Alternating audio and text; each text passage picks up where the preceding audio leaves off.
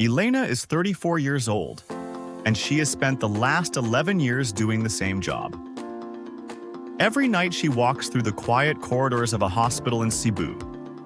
She checks staff entrances, monitors security cameras, walks the floors, makes sure patients, visitors, and healthcare workers are safe. It is honest work, it is stable work, and every month her salary arrives. So, technically, Elena has nothing to complain about. But one night, during a quiet break, she finds herself staring at something that has nothing to do with her job. A newspaper article. A hospital several provinces away has been hit by a ransomware attack. Patient records are locked. Doctors cannot access medical histories. Appointments are canceled. Operations are delayed. The hospital struggles for 11 days. Elena reads the article once, then again, and then something strange happens. She looks towards a door she has walked past thousands of times. The hospital's IT security office. She has never really wondered what happens behind that door. Until tonight. Because suddenly, she sees her own job differently. For 11 years, she has been protecting people from physical threats. But there is another kind of threat now, one that can enter through a computer, one that can shut down an entire hospital without anyone walking through the front door. And for the first time, Elena asks herself a question she has been avoiding for years. What happens if the world changes faster than I do? That question follows her home, and then it follows her to work, and then it follows her into bed.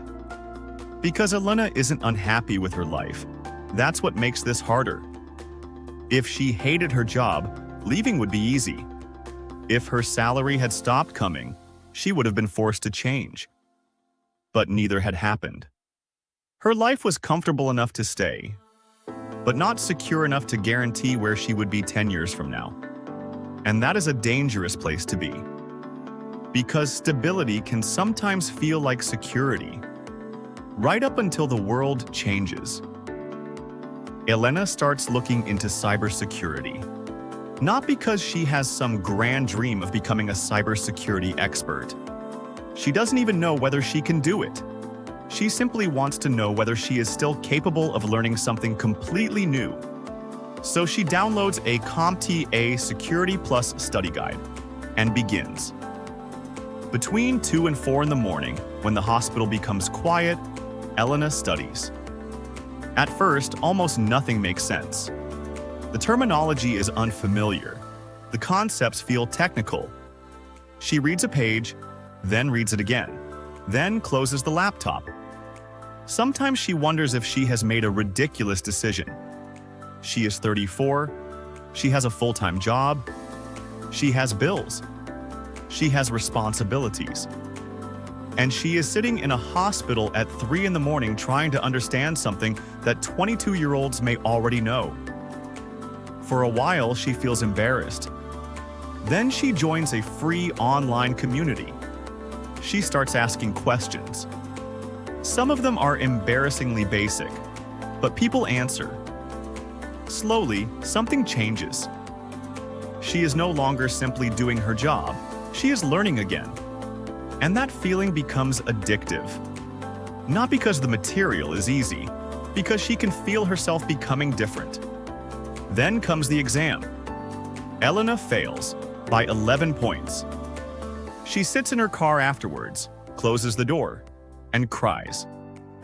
Not because she failed an exam, but because, somewhere inside, she had hoped that passing would prove something, that she wasn't too old, that she hadn't missed her chance, that she could still become someone different. For several weeks, she considers giving up. Her old job is still there. The salary is still coming. Nobody is asking her to change. She could simply go back to the life she knew. And perhaps that would have been the easier choice. But one evening, she opens the study guide again. Not because she suddenly feels confident, because she is tired of being afraid of starting over. 4 months later, she passes. But nothing magical happens. No company calls. No dramatic promotion arrives.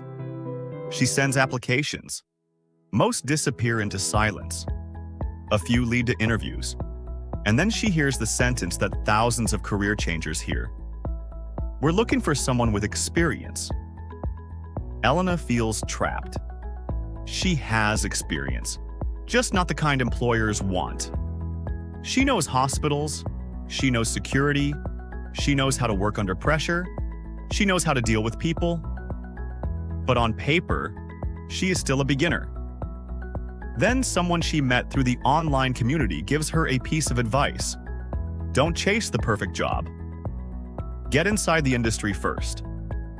It isn't glamorous advice, but Elena takes it.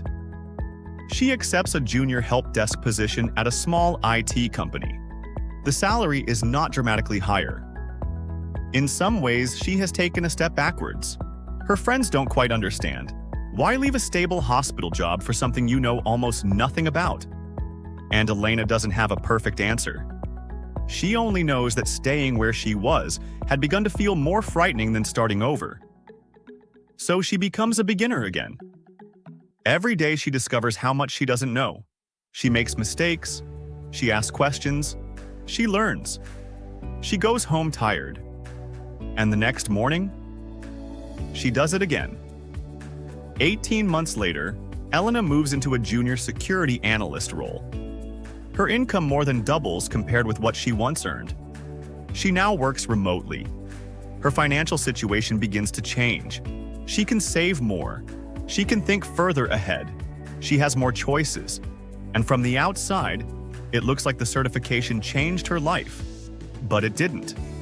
The certificate opened a door. The willingness to keep learning got her through it. And this is where Elena's story becomes bigger than cybersecurity. Because her real problem was never her salary. Her real problem was becoming too comfortable with a skill set that belonged to yesterday's world. That can happen to almost anyone. A company restructures. Technology replaces part of a job. An industry changes. A new system arrives. A skill that once made you valuable becomes ordinary. And suddenly, the person who felt secure discovers that their security depended on the world remaining exactly as it was. But the world doesn't make that promise. It never has.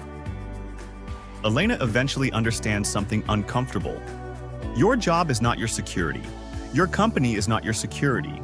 Even your salary is not your security. They can all change. Your deeper security comes from your ability to remain useful when things change around you. That doesn't mean learning every new technology. It doesn't mean collecting certificates. It doesn't mean constantly chasing the next career trend. It means refusing to become completely dependent on what you already know. Keep learning. Keep improving. Keep one foot outside your comfort zone.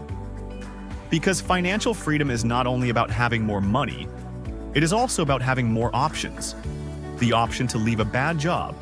The option to survive a career setback. The option to say no. The option to start again. And sometimes, the first step towards those options isn't earning more. It is becoming harder to replace.